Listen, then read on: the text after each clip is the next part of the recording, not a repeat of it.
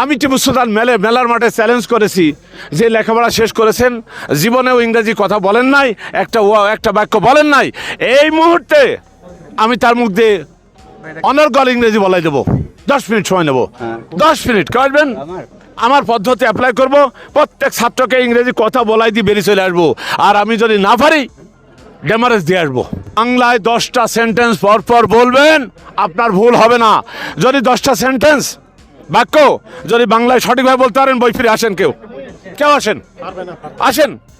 বাংলায় 10টা বাক্য বলবেন পরপর, সুন্দর করে, সঠিক উচ্চারণ করে, সঠিকভাবে বলবেন, বানান সহ, আপনার বই ফ্রি, আসতে পারেন।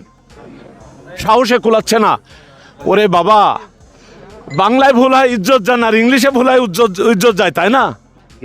একটা সেন্টেন্স বলছি দেখেন, I have time to go, আমার যাওয়ার সময় আছে।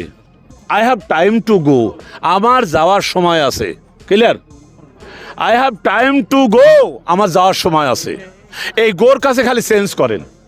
I have time to eat, আমার খাওয়ার সময় আছে। মা বলছে কখন খাবি, তো ট্রেন ফেল হচ্ছে। I have time to eat, আমার খাওয়ার সময় আছে। মা, I have time to eat. মা, আমার নাচার সময় আছে। I have time to dance, আমার আসার সময় আছে। I have time to come. এই যে বললাম, আপনার 10টা বলা লাগবে না, তার আগে বলতে পারবেন। আরেকটা ওয়ার্ড বলছি, I am ready to go, আমি যাওয়ার জন্য প্রস্তুত। I am ready to come, আমি আসার জন্য প্রস্তুত। I am ready to purchase, আমি কেনার জন্য প্রস্তুত। I am ready to sell, আমি বিক্রির জন্য প্রস্তুত।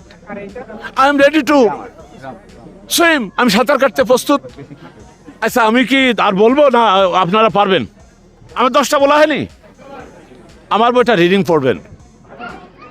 মেলার মাঠে আমি চ্যালেঞ্জ করেছি, যে কেউ আসবেন 10টা সেন্টেন্স আমি পরপর বলবো। 11 নম্বর, 12 নম্বর, 13 নম্বর, 14 নম্বর অটোমেটিক বাড়াবে। আচ্ছা, আপনারা অনেস্টলি বলবেন প্লিজ, আমি যেভাবে বললাম এইভাবে কেউ কোনদিন শুনেছেন কিনা বলেন? একটু এই কথাটা জোরে বলেন, হয় না অথবা হ্যাঁ। তাহলে বাংলাদেশের এত টিচার আছে, অ্যাডজেক্টিভ, ভার্ব, নাউন, ওই প্রোনাউন, এটা কি বলে যে আমার imperative sentence, simple sentence, complex sentence, compound sentence, ওই গ্রামারের রুলসের মধ্যে আমার দিন শেষ। তা শিখবো কবে?